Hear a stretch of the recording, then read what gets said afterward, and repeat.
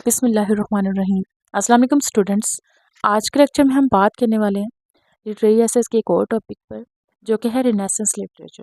जैसे कि आप जानते हैं कि प्रीवियस लेक्चर्स में भी हमने बात की थी, लिटरेरी एसेस के कुछ टॉपिक्स को कवर किया था। तो आज के लेक्चर में जो हमारा टॉपिक है वो है रिनेसेंस लिटरेचर। तो स्टार्ट करते हैं आज का लेक्चर और देखते हैं कि रिनेसेंस लिटरेचर क्या होता है। Renaissance literature refers to European literature which was influenced by the intellectual and cultural tendencies associated with the Renaissance। अब जो रिनेसेंस लिटरेचर है, इसका मतलब है वो यूरोपियन लिटरेचर जो रिनेसेंस मोमेंट के आइडियाज से इन्फ्लुएंस हुआ। यानी कि उस वक्त के राइटर्स ने नई सोच, नॉलेज और कल्चर को अपनी राइटिंग्स में इंक्लूड किया। सिंपल हम ये कह सकते हैं कि ये वो लिटरेचर होता है जो रिनेसेंस के आइडियाज पर बेस्ड होता है। The literature of the Renaissance was written within the general movement of the Renaissance, which arose in 14th century Italy and continued until the mid 17th century in England while being diffused into the rest of the western world। तो ये कब start हुआ था? Renaissance moment जो था ये 14th century में Italy से स्टार्ट हुआ था और आहिस्ता आहिस्ता बाकी कंट्रीज में भी फैलना शुरू हो गया। इंग्लैंड में ये मोमेंट जो है ये 17th सेंचुरी के दरमियान तक चलती रही और ये लिटरेचर उस वक्त लिखा गया था जब रिनेसेंस मूवमेंट चल रहा था, जो इटली से स्टार्ट होकर पूरे यूरोप के अंदर फैल चुका था। अब बात करते हैं कि इसके अंदर क्या खास चीज़ है, क्या खास बात है इस लिटरेचर के अंदर। तो देखिए, लोग ह्यूमनिज्म फॉलो करते थे, इंसान की इम्पोर्टेंस, एजुकेशन, रीजन वगैरह। और पुराने ग्रीक और रोमन ज़माने के जो क्लासिकल एज है, यानी कि क्लासिकल एज की नॉलेज को दोबारा जिंदा किया गया था इस लिटरेचर के थ्रू। कौन सा लिटरेचर? Renaissance literature.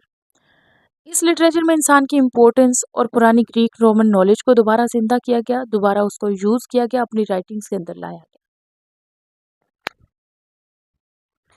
अब कुछ फायदे हुए जिसके अंदर 15th सेंचुरी के एंड में प्रिंटिंग प्रेस आई, जिससे बुक्स आसानी से छपना स्टार्ट हो गई थी, नॉलेज ज़्यादा लोगों तक पहुंच रही थी।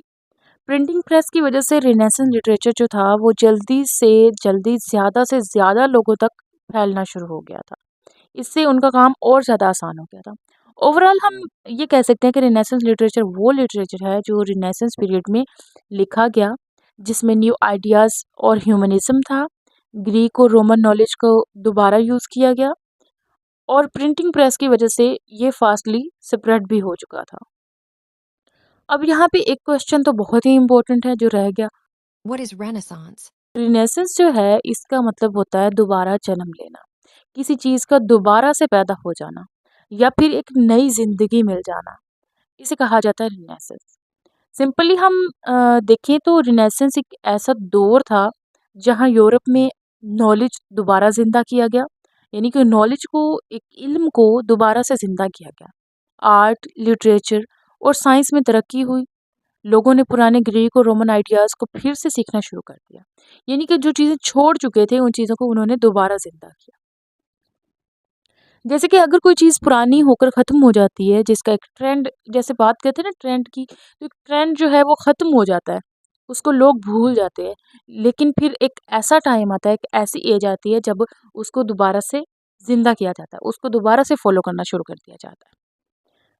तो उसे कहा जाता है रिनेसेंस।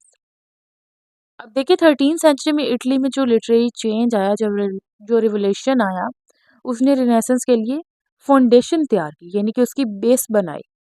रिनेसेंस जो है ये अचानक नहीं आया था। पहले इटली में कुछ चेंजेस आना स्टार्ट हो गए थे, कुछ तब्दीलियां वहाँ पे नज़र आने लगी थी। इटली के अंदर इटालियन लैंग्वेज को लिटरेचर के लिए यूज़ नहीं किया जाता था। लोग अपनी लैंग्वेज में नहीं लिखते थे, बल्कि अदर लैंग्वेजेस में लिखते थे।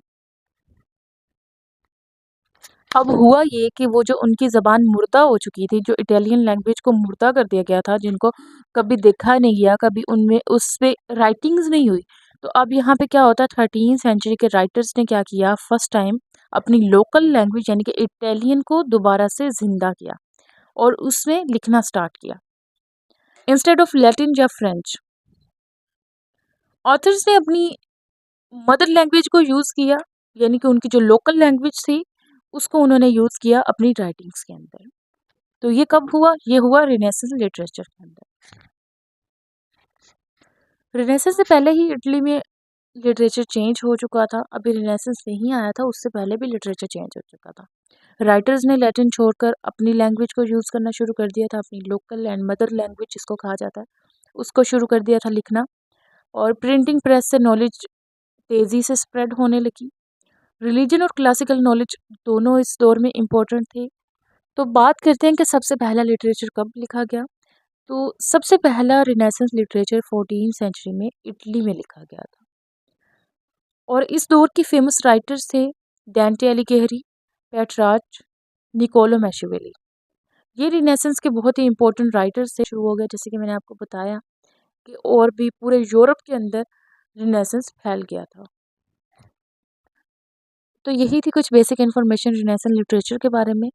उम्मीद करती हूँ कि आज का लेक्चर आपको पसंद आया होगा। अगर वीडियो अच्छी लगी हो तो वीडियो को लाइक कीजिएगा। चैनल पर नए हैं तो चैनल को सब्सक्राइब कर दें। मिलते हैं नेक्स्ट वीडियो में, तब तक के लिए अपना बहुत सारा ख्याल रखिएगा। अल्लाह हाफिज़।